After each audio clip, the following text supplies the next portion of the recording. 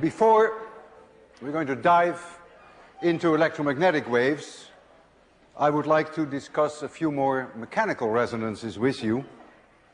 Last Friday we discussed the resonances of string instruments and wind instruments, but there are several that you see around you quite often without realizing it, perhaps, that you're looking at a resonance frequency. You may have noticed that traffic signs have the tendency sometimes to do this, and at certain wind speeds they go like this. Enormously strong amplitude. That's a form of resonance. Undoubtedly you have been motels or at homes where you open a faucet and then all of a sudden, when the water is running in a certain way, you hear an incredible noise, a terrible noise. You close the faucet a little or you open it a little further and that noise goes away. That's clearly an example of resonance. You drive your car, you're in someone else's car, and at a certain speed something begins to rattle. Very annoying. You go a little faster, it stops. You go a little slower, it stops. Or if you go a little faster, something else begins to rattle. There's some other resonance of something else in the car. Of course, there are cars whereby something rattles at any speed, but in any case, there's always this idea then of resonance which is all around us. I remember when I was a student, and when we had an after-dinner speaker, which we didn't like, we would all very quickly empty our wine glasses. In those days we were still allowed to drink, by the way. And what we would do is the following, something extremely annoying. We would generate the fundamental of our wine glasses. You take your finger, you make it wet, and you rub it like this. Listen.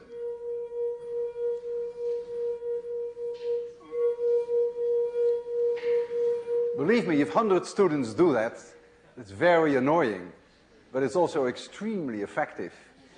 Speaker gets the message very quickly. What the glass is doing, it is the fundamental of the glass. It's the lowest frequency. The glass is actually doing this. And there are rumors that people can break glasses by singing.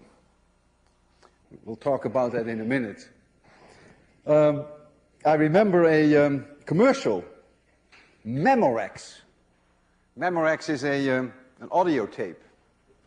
And they bragged about breaking glasses. Some of you may actually have seen that commercial. There was a picture that I can show you that goes with the commercial, and then a very dramatic story. The story is that someone goes to a concert, and there is a woman singer, puts a glass on the table, raises her voice, hits the resonance frequency of the glass, and there goes the glass. And this gentleman was recording it, of course, on his Memorex tape. So let's see this slide. So if we get the slide, yeah, you see this, this glass. Maybe you can focus a little better, John. Thank you. See Memorex. And so the story then goes that the guy goes home and tells his wife about this. Well, she is smart enough not to believe the story. But he plays back his tape. And at the moment that this glass breaks at the concert, he has some wine glasses himself at home, and lo and behold, they also break. And so then the idea is, that is the commercial, that's the great pitch of Memorex, that the reason why they break at home is because of the enormous quality of this tape, which is made of very special material. And the material, as you could have read on the box, is a very special chemical compound. It is MrX2. 2 atoms of X, one of R and one of M, and then you make it oxide, and then you have the best tape that you can imagine in the world. Well, they overlook a small detail, and that is that, for one thing, a tape recorder would never generate enough volume to break a glass in the first place. But in the second place, the glasses that this guy had at home obviously didn't have exactly the same resonance frequency as the glass at the concert. So this could never have happened. But like with all commercials, you know that you're being swindled, and this is, of course, no exception. I've always questioned whether it is actually possible that a person, without the aid of strong amplification and without the aid of huge sound volumes which you can generate with loudspeakers, whether you can actually break a glass. I've always wondered about that. People say it can be done. Caruso, famous singer, was known for being able to do that. He put a glass there, he would rub it with his finger so that he knew the resonance frequency, and there he would go and bingo. Frankly speaking, I don't believe it. I don't believe it can be done by a human being without the aid of amplifiers and speakers. And when I lectured 801 several years ago, together with Professor Feld here at MIT, we discussed the possibility of designing something that actually would be able to break a glass. And he actually deserved a lot of credit for that. He worked with a graduate student, and he managed to design a setup that works most of the time. But don't put your hopes too high. It doesn't work all the time. So here's a wine glass, the same series as that one. By the time when he got it to work, we bought 500 of those glasses. We got a good discount, by the way, because we wanted to be sure that we can do it for years to come. So here's the wine glass, and here is the loudspeaker. And we're going to generate sound very close to the resonance frequency of this glass, which we have already determined before you came in, 488 hertz. You're going to see the glass there, and to make you see actually this wonderful motion of the glass, we will strobe it with light at a frequency slightly different from the frequency of the sound, so that you see the glass move very slowly. And then we will increase the volume of the speaker, and then with some luck, if we are right on resonance, the glass may actually break. I think this is the sound that you're going to hear at low volume. And I think I turned on the strobe light now. So I'm going to make it dark.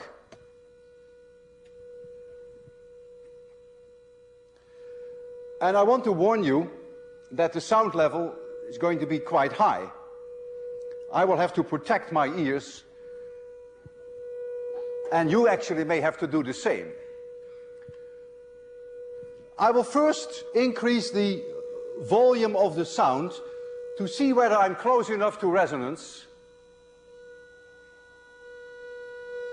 So this slow motion that you see is the result of the strobe, which is not exactly at the same frequency as the glass. I can change that a little. All right, so we are very close to resonance. The glass is clearly responding to the sound. And now I will cover my ears and slowly increase the sound volume.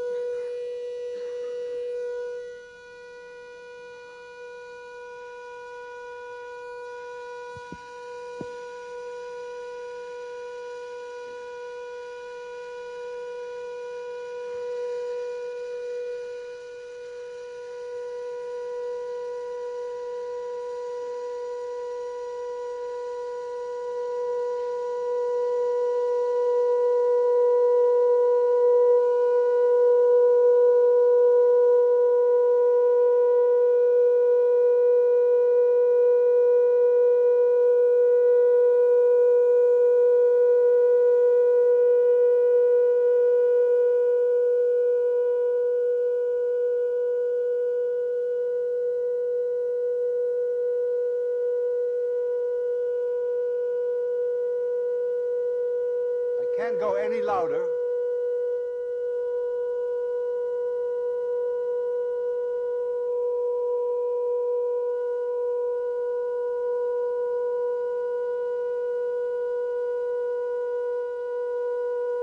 It's a tough glass.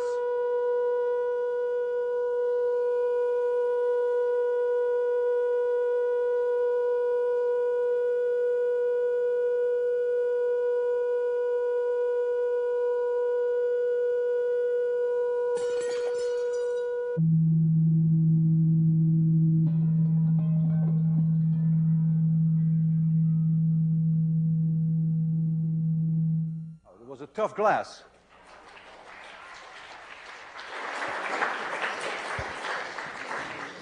I think you will probably agree with me now that for a person to do that without electronic help is just not so believable.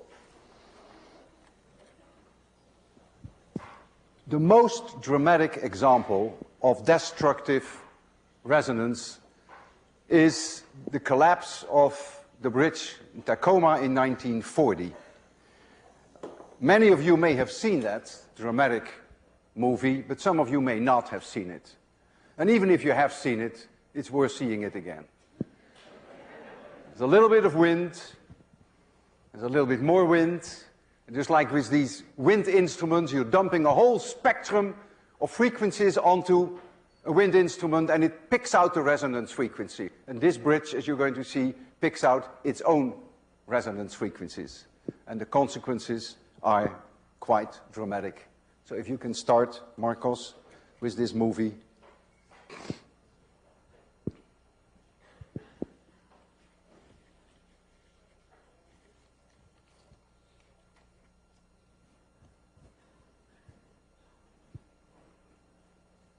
It was 1940, and it is in Washington State. On the 1st of July, 1940, a delegation of citizens met in Washington State. The weather was beautiful, the occasion historic, and the speech-making and fanfare altogether appropriate. This was the grand opening of the Tacoma Narrows Bridge. From the beginning, the bridge, which spanned Puget Sound between Seattle and Tacoma, was traveled in style, as well it should have been. The Tacoma Narrows Bridge was one of the longer suspension bridges on Earth. And if somebody hadn't overlooked something, it probably would have remained one of the longer suspension bridges on Earth. The problem wasn't that right from the beginning, a lot of people didn't pay a lot of attention to details. They did. But somewhere along the line, and this was obvious in the end, it looks as if someone forgot. Look at those cables. The significance of resonance.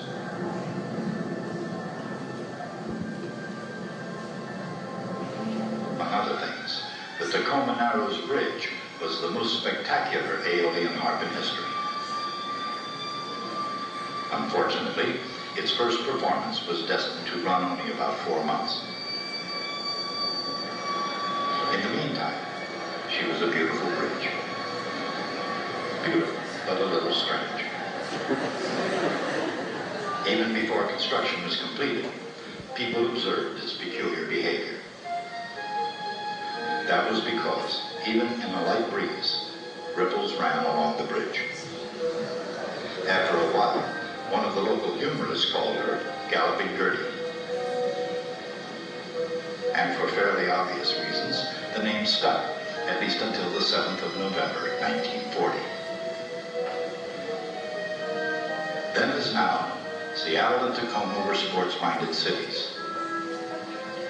For 4 months, a regional sport was to drive across the bridge on a windy day. While some claimed it was like riding a roller coaster, others found it a little disconcerting to see the car in front disappear. How popular this bridge sport was, or to what extent it might have spread across the country, is anybody's guess. On November 7, 1940, the winds were relatively moderate, about 40 miles per hour. A new mode appeared. Rather than ripple, the bridge began to twist. A wind of 40 miles per hour is not too strong, but it was strong enough to start the bridge twisting violently. I contacted the physics teacher of the local high school. And we'll see him very shortly. It fell. I thought he might be able to fix it. There he comes. I've known his son. He told me that it was his father.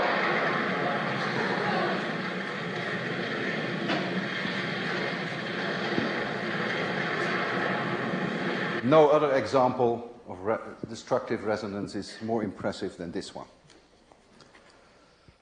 All right, so now we've had so much fun, and we have to really get into electromagnetic waves. So we turn back to Maxwell's equations as you see them here. And Maxwell, who was credited for this extra term that he added to Ampere's law, the displacement current term, was able to predict that electromagnetic waves should exist. He predicted the existence of radio waves, which were later discovered by Hertz, and that was a great victory for the theory. But as I will show you today, there was another enormous victory around the corner. Electric and magnetic fields can move through space and satisfy all four Maxwell's equations. The electric field results from a changing magnetic field, and the magnetic field results from a changing electric field. So one exists at the mercy of the other, and the other exists at the mercy of one. Together they propagate through space. They can even propagate through vacuum, where there are no charges and where there are no currents. Very mysterious. I will write down a possible solution of an electromagnetic wave which meets all four Maxwell's equations, and this is the graphical display of those waves that I'm going to write down, but I will discuss that with you in a minute. The electric field is only in the direction of x. This is the magnitude, the largest value of the electric field. It's only in the direction of x. Cosine kz minus omega t. This is the frequency, and the minus sign tells you that it is traveling in the plus z direction.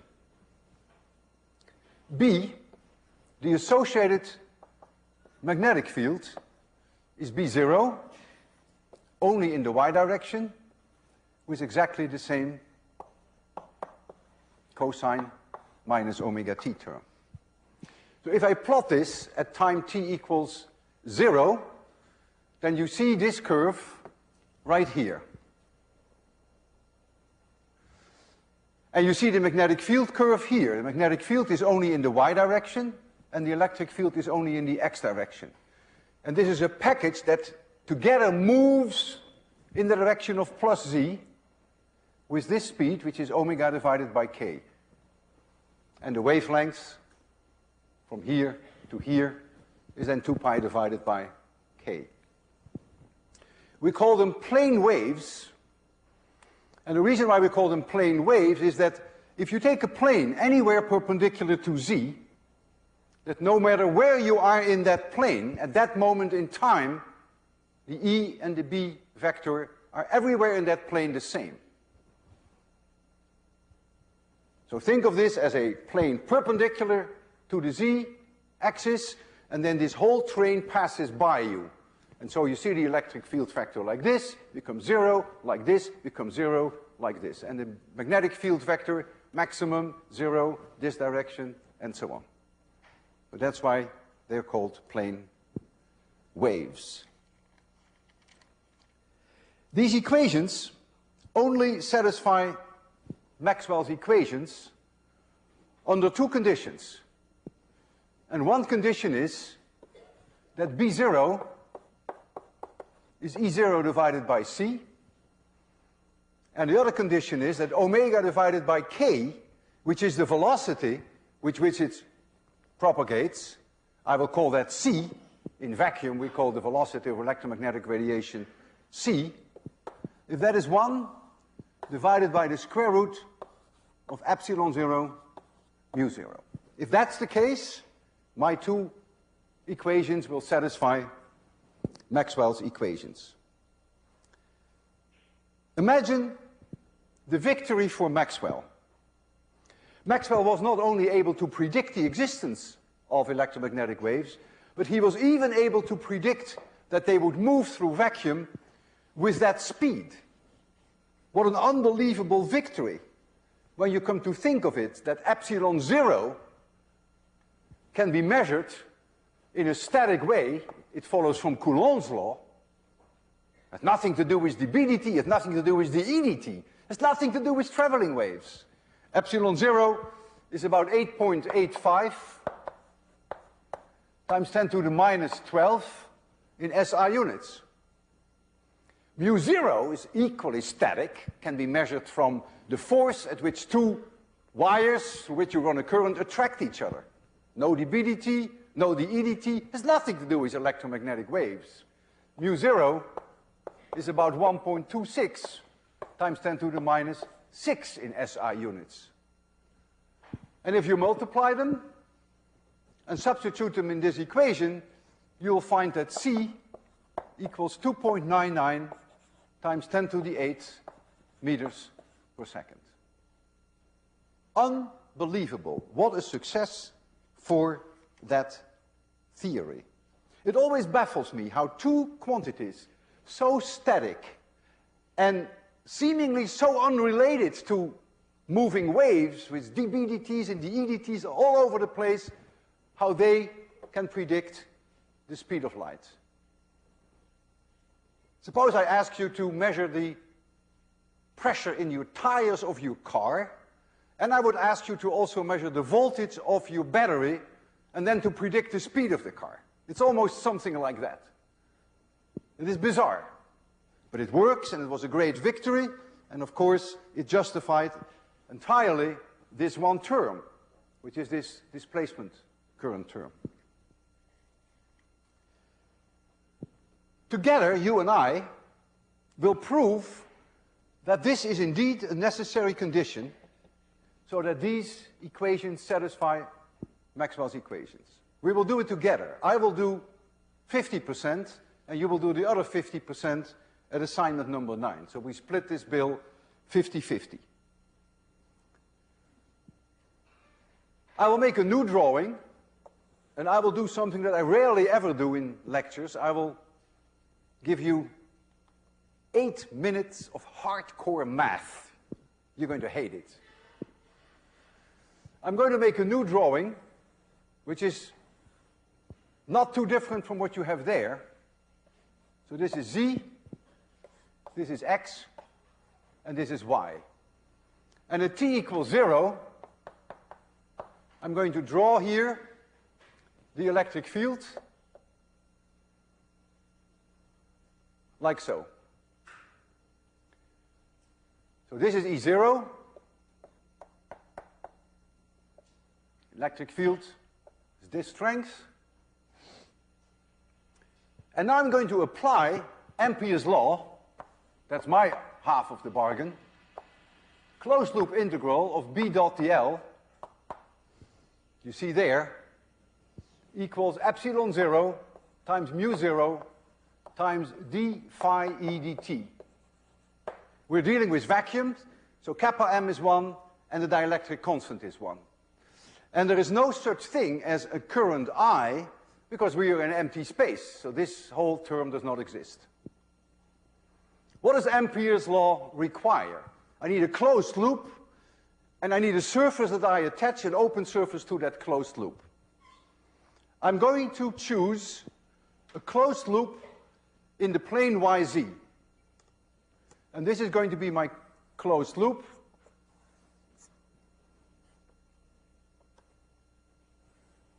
This here is going to be my closed loop. This length is L, and the length, or the width, this side, is lambda divided by 4. I have to do a closed loop integral of B dot dl. I will do that last. I will first do the hardest part, which is the time derivative of the electric flux through this surface. The problem is that the electric field is not constant. The electric field is 0 here and has a maximum here and falls off in this way. So I have to do an integral. So I'm going to make a slice here.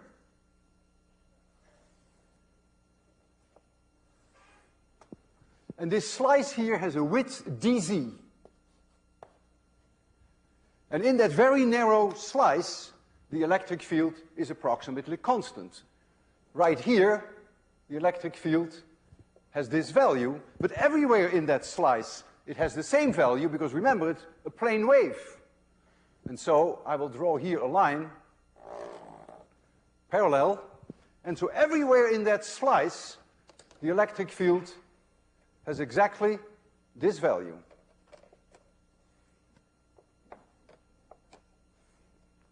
And that value is given by this equation.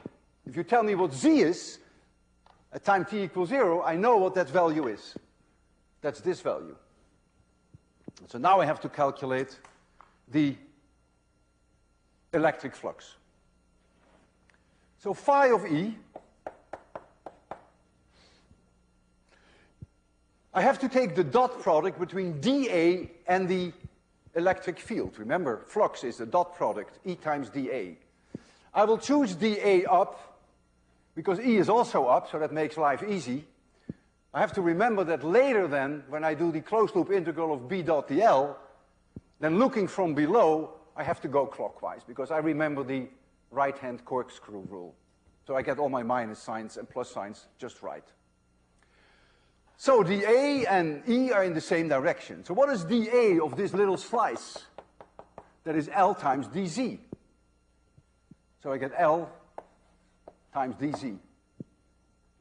What is the local electric field in this slice? Well, that's that equation. So I get E0 times the cosine of kz minus omega t. This x roof, of course, is gone, because the A and E are in the same direction. I've already taken that into account.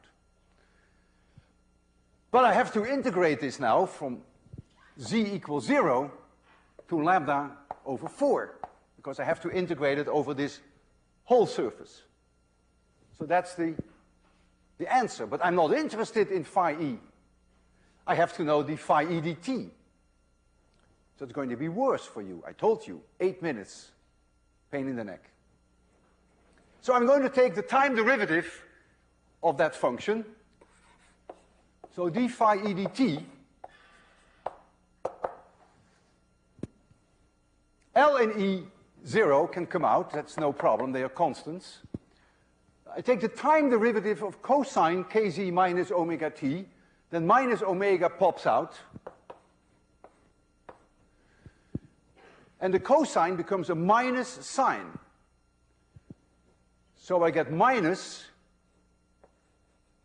the sine of kz minus omega t.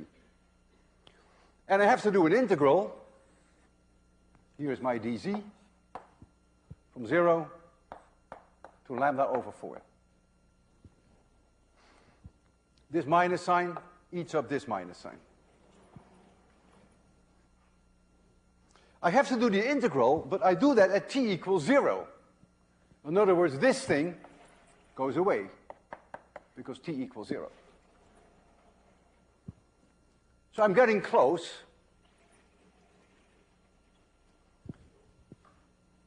So I'm going to continue here, so I get L times E0. I have an omega. And now I have to do the integral of sine kz dz. Well, the kz means I have to get a k out, which is here. And then the integral of sine dz is simply minus the cosine of kz. And I have to evaluate that between 0 and lambda over 4. If I evaluate cosine kz between 0 and lambda over 4, that's minus 1. I'm sure you can do that alone. Times this minus 1 makes it plus 1.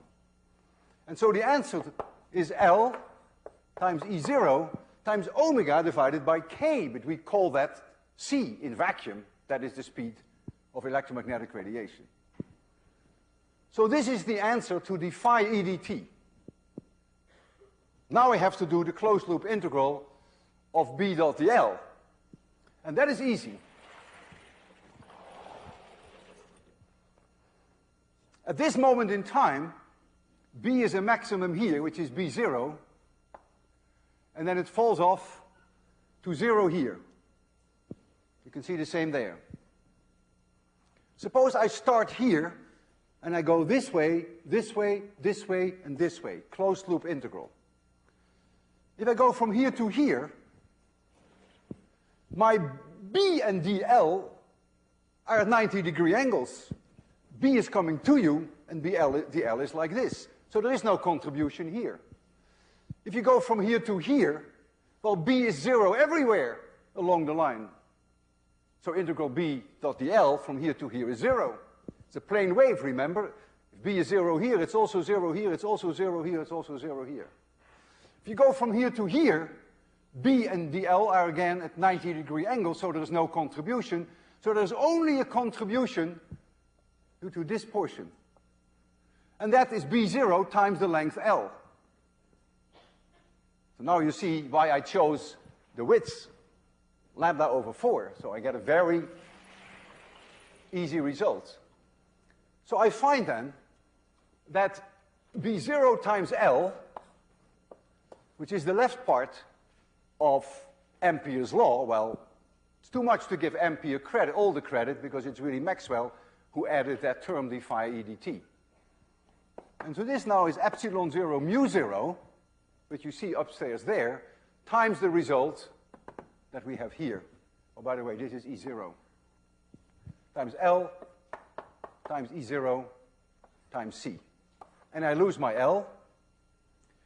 And you see here a result that is quite remarkable, even though it doesn't look so remarkable to you yet. The reason is that you are going to do the other half. You are going to apply Faraday's law for me. I only used Ampere's law. You're going to, in assignment 9, use this relationship, which will allow you to prove this. And once you have this, substitute for B0, E0 divided by C, and you see immediately that the speed of light then has to be this. This is your task. I did this end. Yours is no easier than mine, and I advise you to also use this quarter wavelength trick.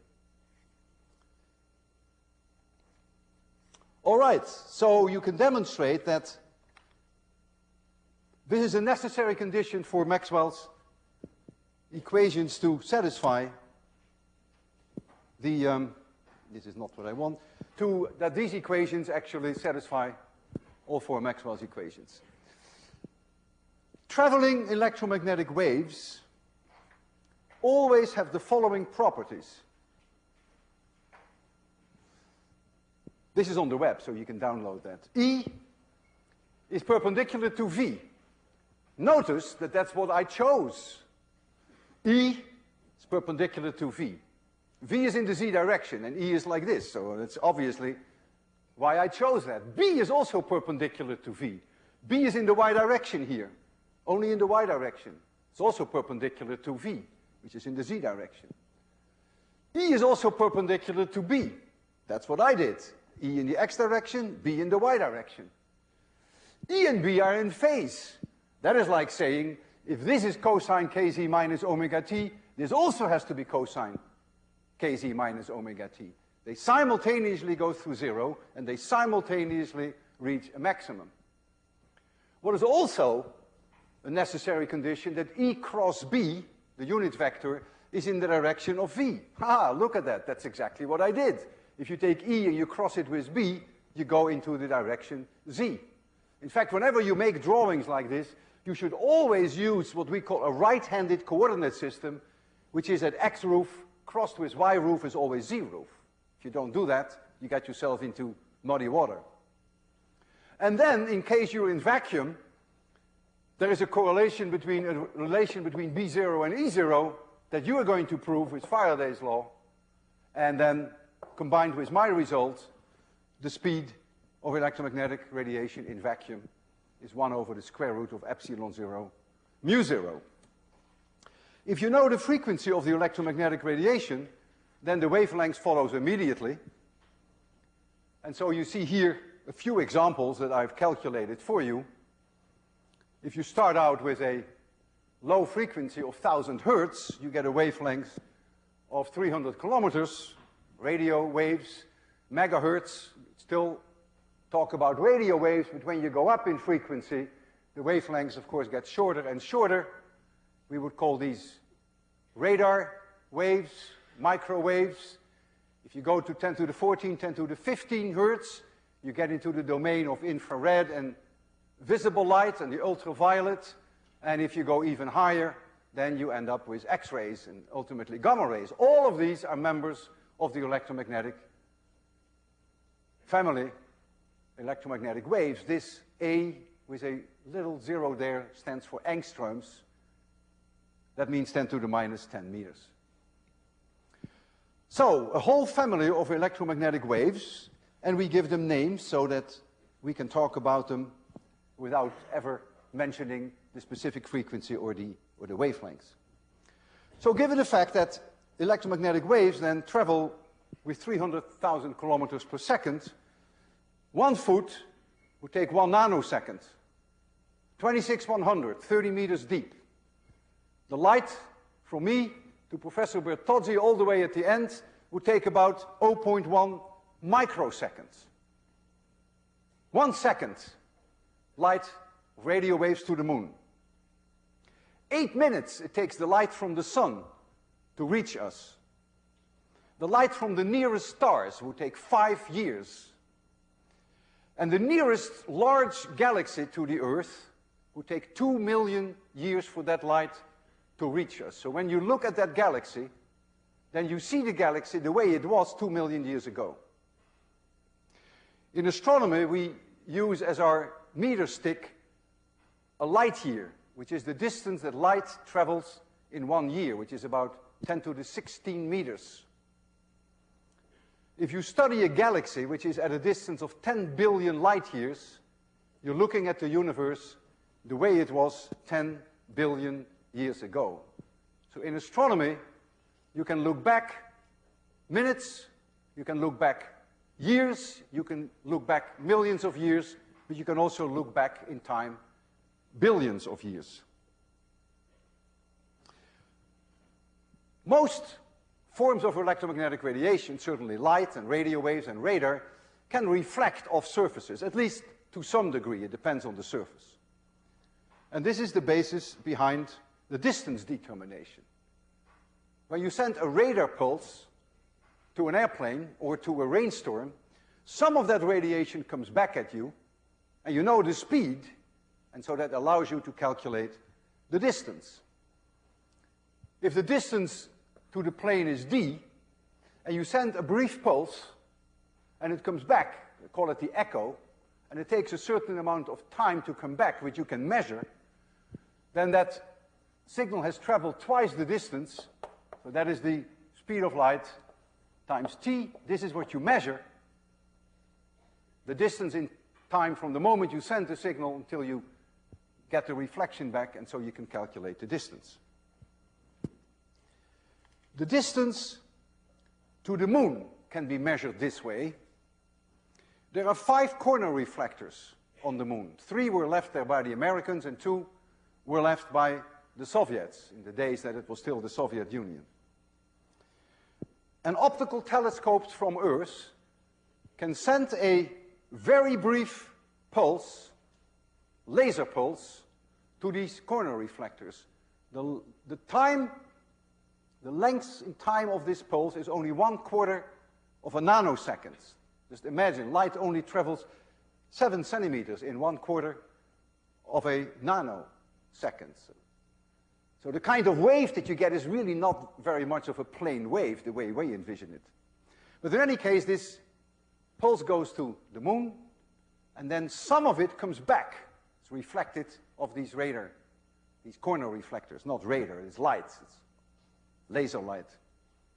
There are 2 times 10 to the 17 photons, roughly, in one of these pulses, and only 1 comes back per 10 pulses. So not much comes back. But it's enough, if you integrate it, to get an accurate distance determination between us and the corner reflectors, and the accuracy is about 10 centimeters. And the goal is really to get a handle on the precise orbit of the moon.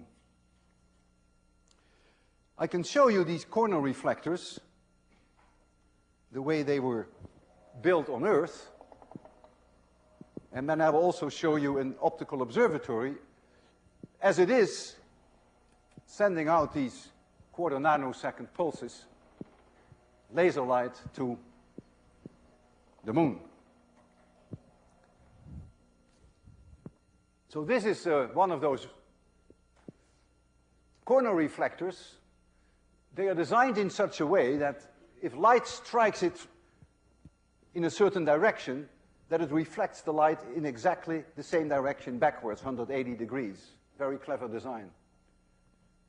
And so the next slide will show you in Texas, McDonald Observatory is sending here these short, brief pulses, laser light, to the moon. And what you see here is simply some scattered light of the dust in the Earth's atmosphere. And then only a teeny weeny little bit of that comes back, but that is enough to get the distance to the moon.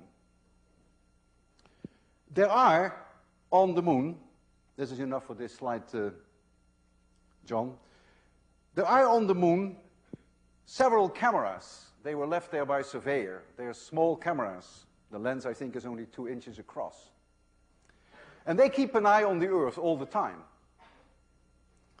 Something that you may never have thought of. That if you were on the moon and you look at the Earth and the Earth is there, say, that an hour from now the Earth will still be there. And 10 hours from now the Earth will still be there. And 10 years from now the Earth will still be there. As seen from the moon, the Earth never moves. Of course, it rotates about its axis. You will see that. You will also see that certain parts of the Earth are at night and others are at day. That's different.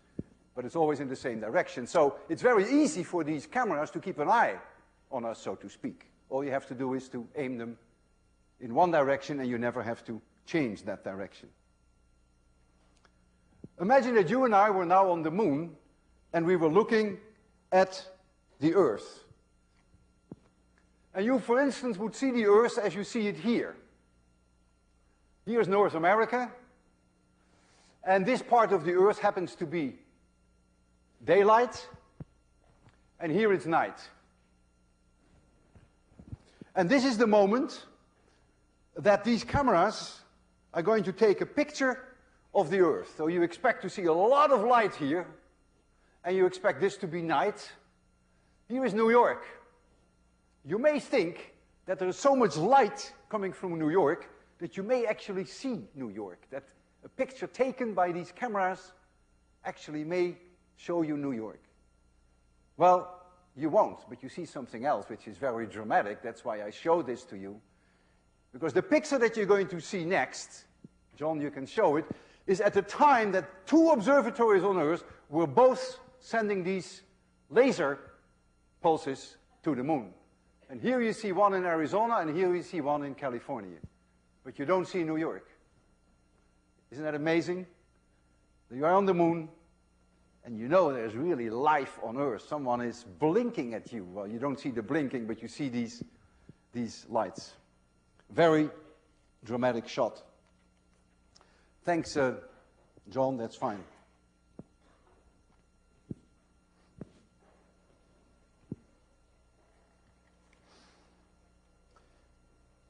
Radio waves can be generated by oscillating charges. And we'll talk about that a great deal the next lecture. So you run alternating current through wires called antennas. This is an antenna. And then you create electromagnetic waves. And radio stations transmit at a well-defined frequency. For instance, WEEI transmit at 850 kilohertz. Wavelength 353 meters. 850 kilohertz is an extremely high frequency. How come I can hear things, that I can hear music and that I hear someone speak? Well, this signal, we call this the carrier wave, is being modulated. The strength of that signal is modulated with the frequency of audio sound. We call that, therefore, amplitude modulation. So, for instance, if you looked at this signal as a function of time, then this would be the audio modulation of that signal. But the transmitter would transmit 850 kilohertz. Here the signal would be a little stronger, here a little weaker, here a little stronger. And if this were 1,000 hertz tone, then this would be 1 millisecond. At the receiving end, you tune your radio, you change a capacitor somewhere in your radio, you have an LRC circuit, so that you are exactly on resonance at 850 kilohertz, and you're not on resonance at 840 kilohertz, so you don't hear other stations, but you really tune in on that one station, and you can receive this signal then. And then you do some demodulation to only hear the audio envelope, and you hear speech, and you hear music. That's the idea. Right here in 26100, we have a transmitter, and I can transmit sound at almost any frequency that we choose. We've decided, in honor of you, to transmit a 1 kilohertz audio signal at 802 kilohertz. The 802 is in honor of you. At 802 kilohertz, there is no radio station. So this is a nice thing to do. We're not interfering with anyone. We're going to transmit it here, and then we have a radio here, and we are going to search for that signal at 802 kilohertz. That's what we're going to do first, before we're going to do some other things which are not so nice. Now, Marcos is an expert in order to get the frequencies right, so Marcos has promised to help me with this. Very nice.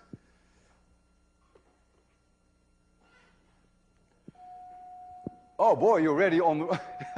We are already transmitting at 802 kilohertz, and the station is already receiving it. The station meaning our radio.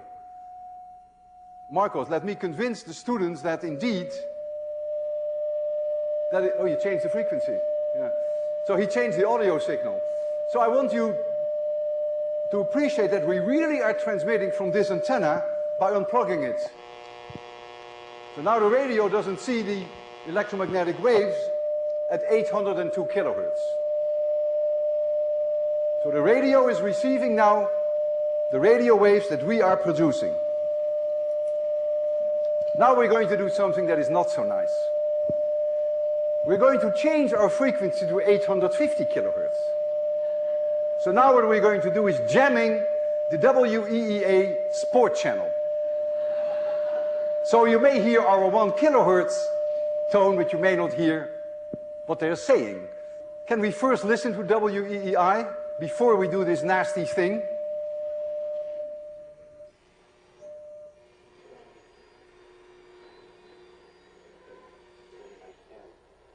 Not the Larry Dominique matchup, but he says it was not.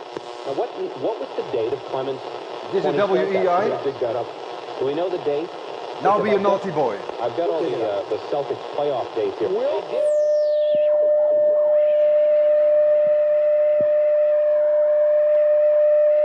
We're doing something very illegal here. In fact, we can do even worse.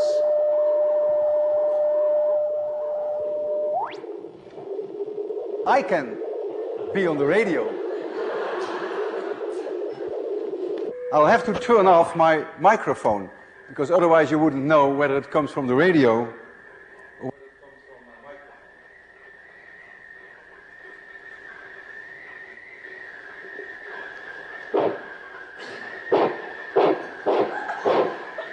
Hello, hello? Can you hear me? This is radio WHTL. It's a pirate station in the Cambridge area. We're now transmitting at 850 kilohertz. Our weekly programs will be on the latest excitement in science. Of course, we realize that this is illegal as hell, but that's why we like it so much. We start our first program next Monday at 10 a.m. And if you have any questions, feel free to contact the physics department of Harvard University. See you next Wednesday.